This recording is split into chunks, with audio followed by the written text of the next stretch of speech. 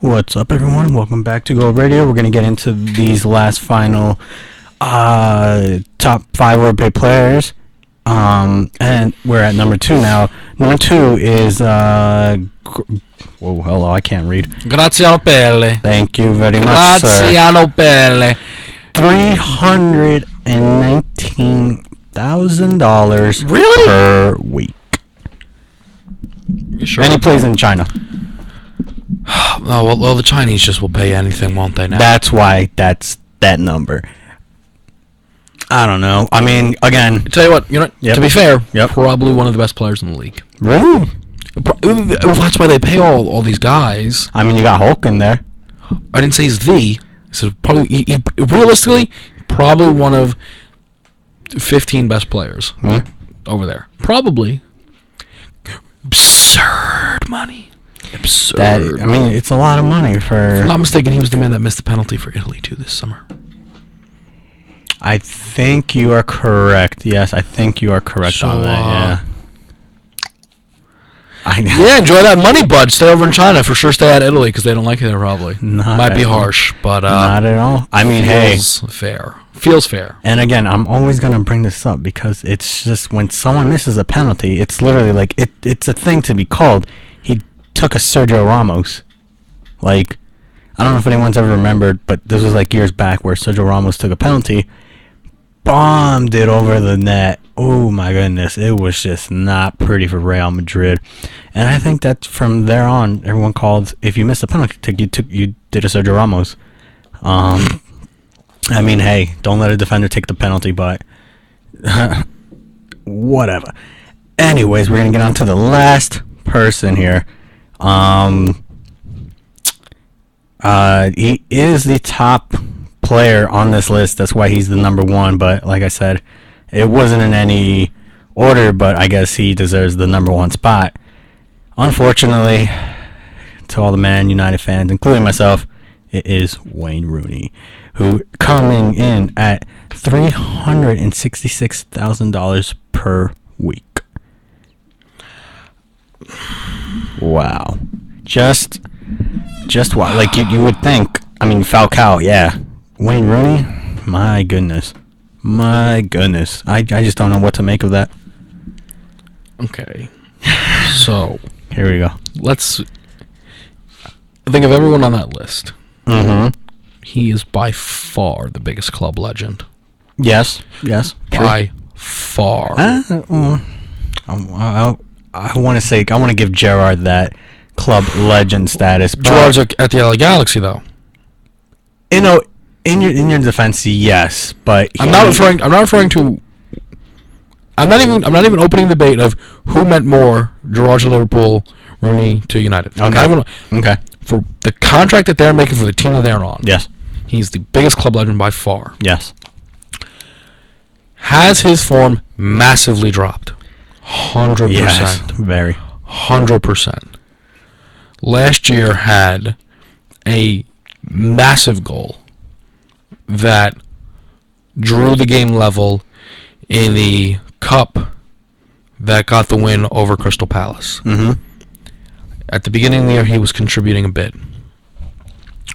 I think Rooney's problems are from the fact that people feel he is very overrated. Even when he was at his heights, people felt like they were overstated. Right. Now that he is struggling, people have jumped on that and harped on it. Is Wayne Rooney, for what he is currently playing like, worth that money? No. At one point, though, was he? Yes. And is he still at the club where he was playing at that level? Yes. Yes, of course. So, it's, in my opinion, right, nowhere near as bad as a Radamel Falcao, right, or the fact that Yaya Toure isn't allowed to even play because he won't apologize. But I will say, I don't know how much longer Rooney has at United, because it's almost become a bit of a distraction. Because Mourinho is apparently perhaps thinking about shopping him out, and Everton would welcome him, but Mourinho said he struggles to bench Wayne for 3 games and couldn't grasp the idea.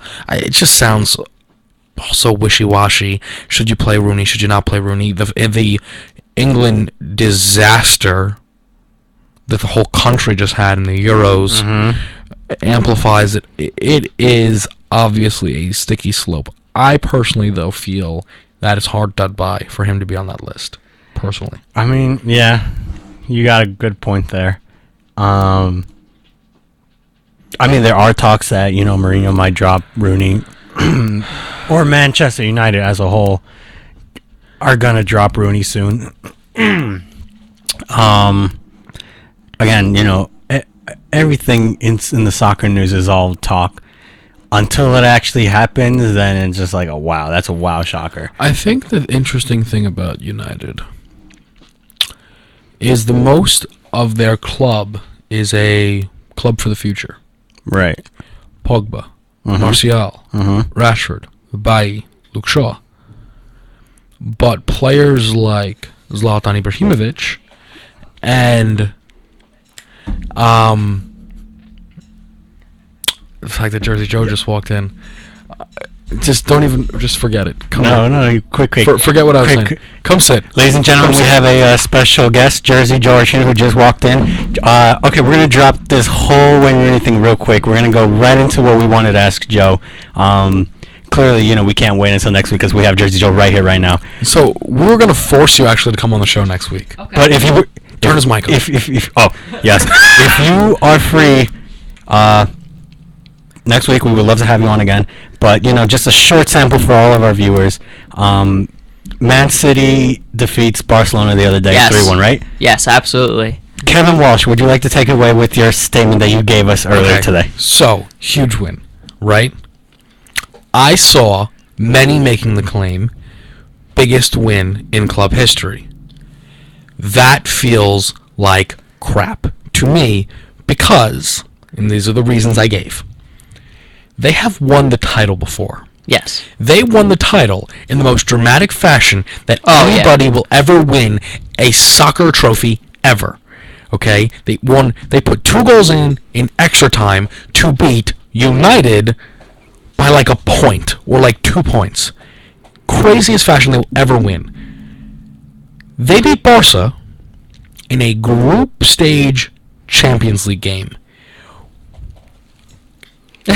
I see the look on your face. If this were on aggregate, because they literally just played them the game before Champions League, so you can really make the comparison, they would have lost 5-3, because they lost the first leg 4-0. Barca loses game. They lost to Celta Vigo 4-3.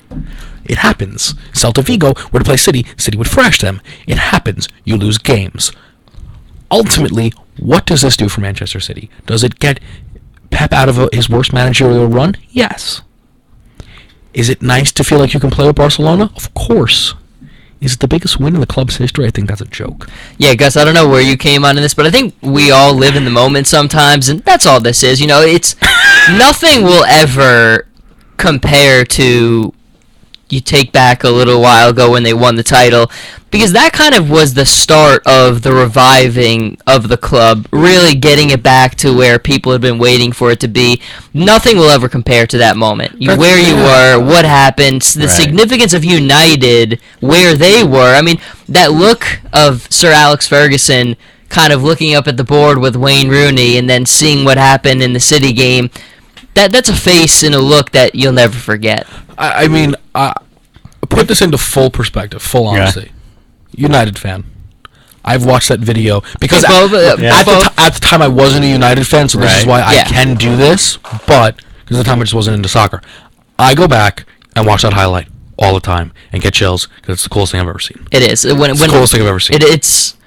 It's one of those things. Sometimes there's sports moments you just go on YouTube when you're not doing anything. You just watch it just for the enjoyment of it. That's up there. That's for me top 3 all the time. So nothing beats it. And that's why I was bothered because and it wasn't only that statement. Then they were like, after their win, we're like, Manchester United just got a pillow sponsor. We beat Barcelona. Wonder what color Manchester. I was like, can't you just live in your moment? Yes. That's what the younger brother does. Yeah. That is what the younger brother does. When the Mets made it to the World Series, they're like, ha, Yankees, you're not there. Yeah. And the Yankees are like, I couldn't hear you over the sound of my jewelry. Yeah. What were you saying? Yeah, exactly. don't make it so obvious you're the younger brother. And I feel like they just put it full on display. Yeah, I mean, I think part of it is just the frustration of it's been a difficult period in the club. I mean, especially with the way that they started to then go through the dull period that they did. And I think, look, Pep's a guy. I think you can never go. I love Pep Guardiola. I've always thought that some people just look at the game differently, and to me, just there's always been that philosophy that he has, and all the great managers have their own unique philosophy. But I never gave up thinking that there was something wrong.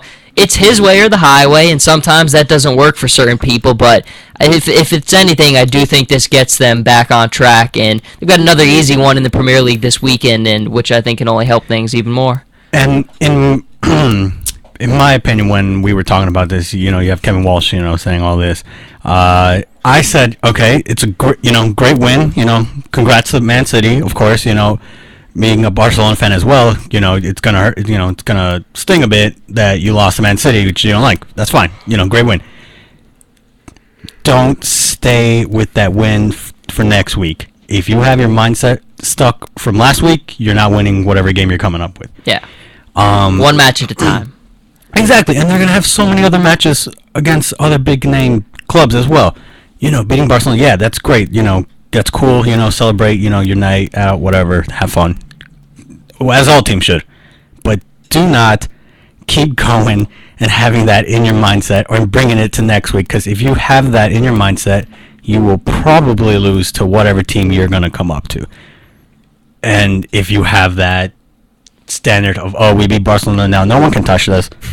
If you lose to whatever team you're playing next week, it's just going to be like, well, you did that to yourself, buddy. Yeah, I agree. And City is a club that struggled in the Premier League last season, but in the Champions League, they reached the Final Four of it. So it's a competition that the guys who are still there, who Pep didn't kind of send packing, they still kind of know what it takes in that competition. So I think that they'll be okay. I do. I think with Pep's organization, I don't think that's going to be too big of a distraction for them. And one more thing right before we head out. You said you love Pep for what he does. Earlier today, we were talking about how we don't know, or I guess to both of our knowledge, we do not know what player has publicly come out and says, I love Pep Guardiola for everything that he does. Yes. There are players who hate Pep Guardiola. Zlatan. Your guy over there, you can't stand him. Yaya Toure. We had Yaya Toure as one of the top overplayed players, according to Kick TV, which is true. It's not played, just gets paid to sit around until, again, he apologizes to Pep, which will probably never happen. It won't happen. It will not. So, to your knowledge, have you heard or do you know anyone that says, I love Pep for everything that he does? Like, in the way we were kind of phrasing it was like, I can't name you someone that's like, I love Bill Belichick, the guy. Yes. Bill Belichick, the coach. Yeah. Come on now, what are we, So, there are players that just love Jose Mourinho. There are players that hate Jose, but there are players that can go both ways. I can name you Zlatan, Yaya, I'm going to assume Joe Hart, who hate Pep Guardiola at his core. Like, if they had the option, they'd all attempt to, like, physically harm him. I was just saying, I was like, look, maybe it's just because is there a player that's just like, I love Pep? Not the guy. I have heard many players, a lot of ex-Barcelona players, talk about what he did for their game to take their game. That's what I was saying, yeah. But you are correct. Nothing comes to mind where I've heard someone say a lot of things. But I think that really is what we know about Pep. Pep is as demanding and grueling of a manager. I mean, I think just this summer I was reading something, and then all these ex-Barcelona players were talking about how difficult it was for them to adjust to his system, and it's not easy. He is a guy, this is a guy who cuts out pizza, cuts out all these little things that we might take for granted, but that's his system. The way he wants you to play at, from the way he wants you not to be distracted in the locker room, there are a lot of many little things that we might not think are that important, but it's just Pep's way. And look, when you've won as much as he has, and with the 100%. young age that he is, that's hard. And some guys are different. Some guys want It's a to results build business. Yeah, some guys want to build that connection. Some guys are just all about the bottom line. And I do think Pep at times does build that connection. I mean, to me, here's where I think maybe if you're trying to argue that Pep doesn't do a good job at, and he has so many no players coming out to expressing their love for him. One thing he does so well is he builds a sense of community on the team. To me, the biggest problem Manchester City had last year was there was no sense of community on the team. And when he came into the club, the first thing that he said was, before we talk about tactics, before we talk about what the hardware, we have to build a team spirit. We have to build a community. And we saw how important that was him. First, that's all he talked about. And that team spirit, I think, is there, like it hasn't been in the past. And to me, that's where Pep becomes what he is and where he kind of does build that connection with players. It's within the team itself. He might not be the guy who wants to be people concerned about him, but he certainly wants his players to be connected with each other. And I do think when you look at the groups of players he's had, they have built bonds with each other. And that right there, to me, is that signature blueprint mark that he makes on his teams. There you have it, everyone. Yeah, I mean, listen, I'd be out of my mind to try to say that Pep was a bad manager. Yeah. Or that, No, yeah, Pep, or- you're doing a bad job because players aren't coming down and saying, I just love Pep. I'd love to get a drink with Pep. It just kind of came to It is mind. interesting. It just kinda came to I mind. agree. yeah. Very interesting. But anyways, guys, so this has been Gold Radio. We've we ran out of so much time, but Good thing Colin came in. We'll come back next week. We'll have more great soccer news for you. Till then, I'm Gus. Jay Walsh. And George, Thanks for having me. See ya.